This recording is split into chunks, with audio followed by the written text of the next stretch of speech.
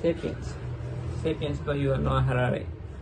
Homo sapiens, that's us, our species. So this is the story of how we sapiens, who lived as animals among other animals, got to this position where we were able to build pyramids, go to space, create computers, split the atom, wage world wars, and make videos and put them on YouTube. So that's the story of how we were just animals among our animals, and how from there we got to this place. So yeah, this is a story, so it's not like a textbook or anything. It's very interesting and fun. It has sold millions of copies, and here you can find a recommendation from Bill Gates, and at the back there's a quote from Barack Obama. I read this because Kamal hasn't told me to read it. So this book is based around three big revolutions that shaped human history, according to this author. So the first one is the cognitive revolution that happened 70,000 years ago. Then there was this agricultural revolution that happened 12,000 years ago, and more recently there was this scientific revolution that took place 500 years ago this day, according to this author. Changed,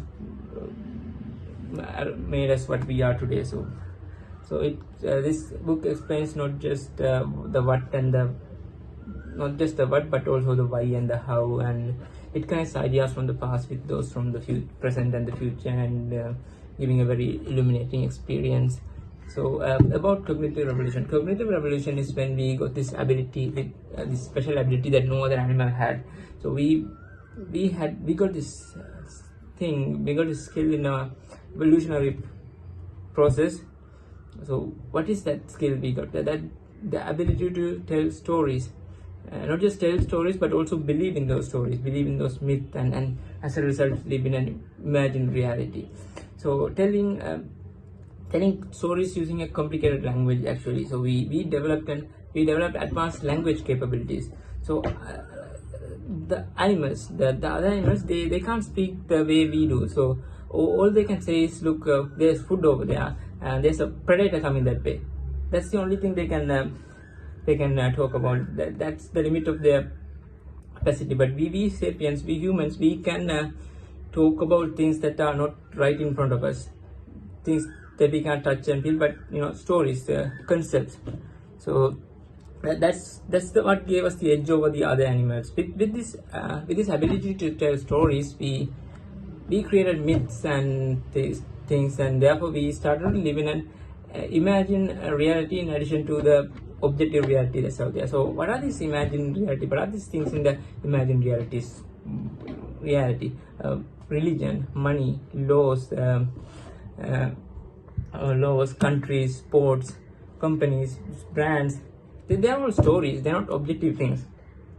So they exist only as myths that people believe in. Religion. What gives religion power is that people believe in that religion. So take money. So money in objective reality is just paper. But when somebody offers you money, you don't say, I don't want this, is just paper, because to you it has power. It has value. That value is there in now imagined reality, because everyone believes in that. Take laws. Laws are just words written in paper and stored somewhere, but we all fear law. Why? Because everyone believes in that. If the belief is lost, then it's gone.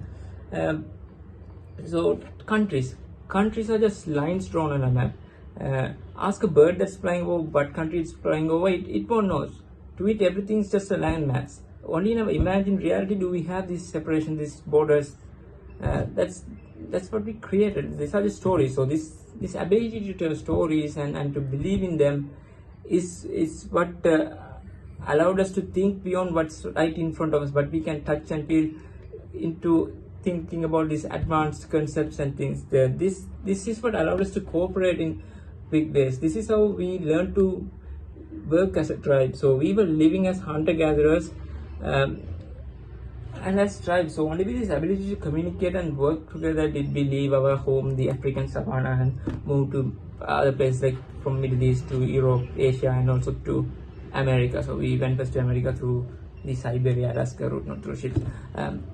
So we had to endure a lot of hardships, snow, mountains, forests, wild animals, and many difficulties. So So this ability to communicate, to have and to live as a tribe, that's what made it all possible. That's how we managed to achieve all these things.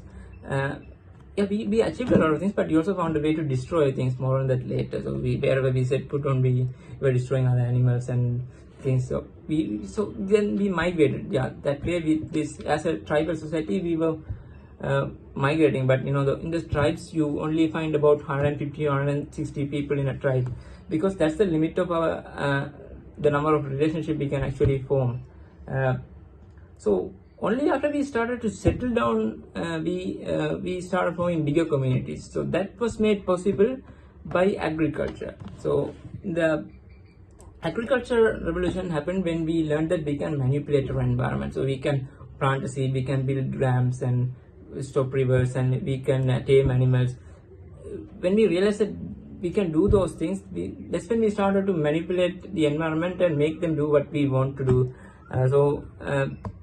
So we planted seeds and created animals, created surplus food, and because of this surplus food only, our population grew exponentially. So the agricultural society, people in the agricultural society easily outnumbered those that were living as tribals because of this. And because agriculture created surplus food, not everyone has to work on agriculture. So that's when people started to work on the other trades. They were creating buildings, making art, clothes, and the society got big. And to work on agriculture you needed a lot of people, and to control all those people we needed better stories, better systems. So the agricultural revolution took the ideas from the cognitive revolution and made them more advanced. We created even bigger stories. So we needed things like written language. That's when written language emerged, and the concept of money came up there, and number systems. Religions also became more advanced during this time. Major religions like Judaism, Christianity, Islam, Hinduism, they were all based on agricultural societies. So agriculture is not without its bad consequences. We kept the animals and plant species that we wanted and thought that were good for us, and we killed off the rest. Our diet changed for worse. And that's also when we had to work harder than we before, and we also became dependent on the society. We had to follow society's rules, otherwise we'd be ostracized. We can't live outside the society, and that's when these hierarchies and things form. This concept of property ownership, who owns what, and as a result there were wars and conquests and empires. That's when we started to claim lands for agriculture. That's why it became important. And this agricultural revolution, it happened in many parts of the world independently. It happened in Egypt, in China, in India, in the Middle East. After the agricultural revolution, all these societies, they were more or less in an equal status. They had the same. They were more or less equal. So then the scientific revolution happened, and that's what put the Europeans on top. So So what is this thing that triggered the scientific revolution? Scientific revolution came out when we began to admit our ignorance. So we went from this attitude of we know everything to we don't know a lot of things. This attitude change. We admitted that we don't know a lot of things, and we have to find out those things. So before this scientific revolution, we had answers for all our questions in our stories, in our religion. So why do we have lightning and thunder? That's just gods fighting. So what is beyond the seas? There's nothing beyond the seas. If you go beyond the seas, you'll fall off the earth. Don't go. So whatever problems people had, they always went to the local priest, and they would have some answers. So only when we started to say that we don't know things, we don't know a lot of things, we have to find out. That's when we started thinking scientifically. So we asked questions like, what happens if we travel out into the sea? Why do we have day and night? Why do apple fall from the tree? Why are we getting diseases and dying? So another special thing about these scientific theories is that they can be disproved. So when a new theory comes about that disproves the old theory, we are willing to throw away the old and accept the new theory. Religion doesn't work that way. It doesn't have this feature. Science has this feature of accepting mistakes and changing theories. That's that's part of the reason why science was so big, as it changed a lot of things in a big way. So this way of thinking is what made the European society superior to the other society. It's not that they have white skin or hair that made them superior to other people. It's in their way of thinking. There's nothing special in their genes. So it was more or less everybody has the same genes and biology. And also, not everyone in the European society was thinking like that. Only some people were thinking of it, but that was enough to cause this revolution and put Europeans give this edge to the Europeans. So with this newfound scientific discoveries and inventions, they went all over the world and they made colonies. And fun fact is that it was the Chinese who actually discovered the gunpowder first, but they were using it to make fireworks only. It's the Europeans that came up with the idea of we can use it to make guns and cannons. As a result, even though they didn't have a big navy like the Indians or the Chinese, they used this invention to conquer the world, and they exported their culture and things. So this science and empire, they help one another. Science gave them the power to make colonies, and colonies brought them wealth. And what they did with this wealth was they put them back into this, create more into science that gave them even better discoveries and inventions, and that allowed them to have more powerful empires. So it was a feedback loop, and it's not just science and empire. There was capitalism too. So at the start of the empire, it was kings and queens who controlled everything. So even Columbus was sent by a king. But kings, they're not reliable monarchs. They kill whoever they want to, and they will promise you money, but then they break their promise. So the empire wouldn't be stable in that way. So that's when systems like the stock market and the courts and the fairer systems of law came into being. Most of it was happening in the Netherlands. Back then it was Holland, and also in Britain. So there were economic theories, and so many of those systems came from the Dutch and the British. That's how the power moved from first the Spanish and the Portuguese to the British and the Dutch, and then the Industrial Revolution came out, and it was the British all the way. So yeah, they had these East India companies, and they were making a lot of money. So that is how this tiny rock in the Atlantic Britain came to rule the world, and that's why we are here using English to communicate. So with the scientific revolution came the industrial revolution. That's when lots and lots of people moved from villages to cities, factories and offices and schools. They just came because of this industrial revolution that was a byproduct of scientific revolution. So this was incidentally the time we started looking at time and all. Before that nobody had clocks at home or watches. There was no need. We were never looking at time. We never was working to time. So industrial revolution was what made us to follow time and things. This made us a lot more mechanical in this process. A lot more.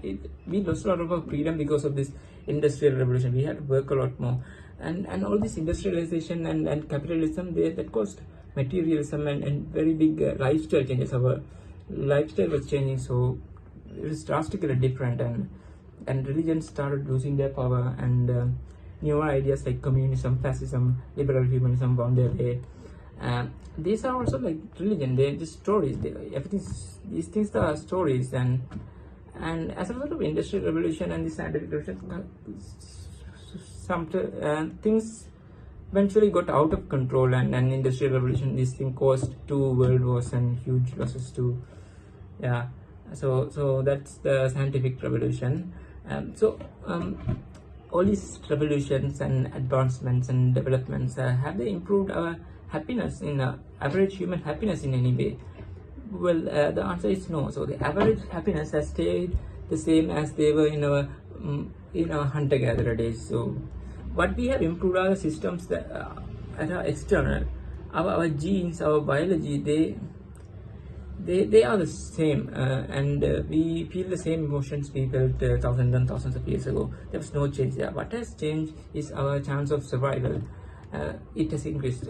Our chance of survival has increased only. And so when it comes to takeaways from this book, one thing is that we are a species of destruction. So everywhere we went, we were creating, destroying other animals, our environment, and even our own kind. So we develop systems and stories and that have greatly reduced our freedoms. We do things not knowing what the consequences are. We never know that, we never learn, and after we have committed to these things, we cannot go back to the old days. So the author is very critical of agriculture, and it was a bad idea, but we got to that, and now there's no way we can undo that. We can't go back, get away from agriculture. It's here. Yeah, so that's that we are a species of destruction. So that's one thing. So another takeaway from this book is that the world is changing, and changing very fast. It's accelerating change. So the cognitive revolution was 70,000 years ago. Agricultural revolution happened 12,000 years ago, and the scientific revolution was merely 500 years. So we are now in the middle of another revolution, the digital revolution. So the internet and the computer, they went mainstream, but like 25 years ago, and look how much they have changed our world inside out. So it is very pervasive technology, and it's replacing a lot of our old ways of doing things. This book I'm holding, it's not even mine. I just borrowed it as a prop so I can have something in the video. I consume books in the electronic format, so everything is electronic now. So this is another revolution that's happening. So there are more things that are coming over to take over, like genetic engineering, AI. So change is happening so quickly, and we should react to those things quickly, and we need to have some knowledge about this our civilization to understand and to react. So this is a good thing. That's a good thing about this book. So it showed a big picture view of the entire human history, and then it made me look at things from a different perspective. I got a really better understanding of these things. So using this, we can at least control our future and the destiny in maybe small ways, but it gives at least a little control. So I read this a long time ago. I picked up what I remembered. So it takes about 10 to 20 hours to read it, but I highly recommend you get hold of this book and read it. Trust me, it's worth it. The point of reading is not to remember, but to understand. So yeah, this makes you look at things in a different way. It gives you frameworks to understand the present and the future. So we should be able to tell what a story is and what laws of nature are. So not all stories can change, but laws of nature, they can. So one way this author says this, how we should distinguish between stories and real things are, stories can't suffer. Countries and organizations, they can't suffer. They are not real. Only people, they can suffer. So, and a lot of things we take for granted and we think are laws of nature are not really real. They are just stories. Even things like human rights, they are just stories. It's just an agreement, and they can be thrown away anytime. Even money can become paper overnight. That can happen because they are not based on laws of nature, but stories we created for ourselves. So again, I can't recommend this book enough. Get hold of this and read it. Like I said, I don't remember everything I've read. I may have made mistakes. If you find anything, do comment. So that's all I have to say for now. Thank you for listening. Bye.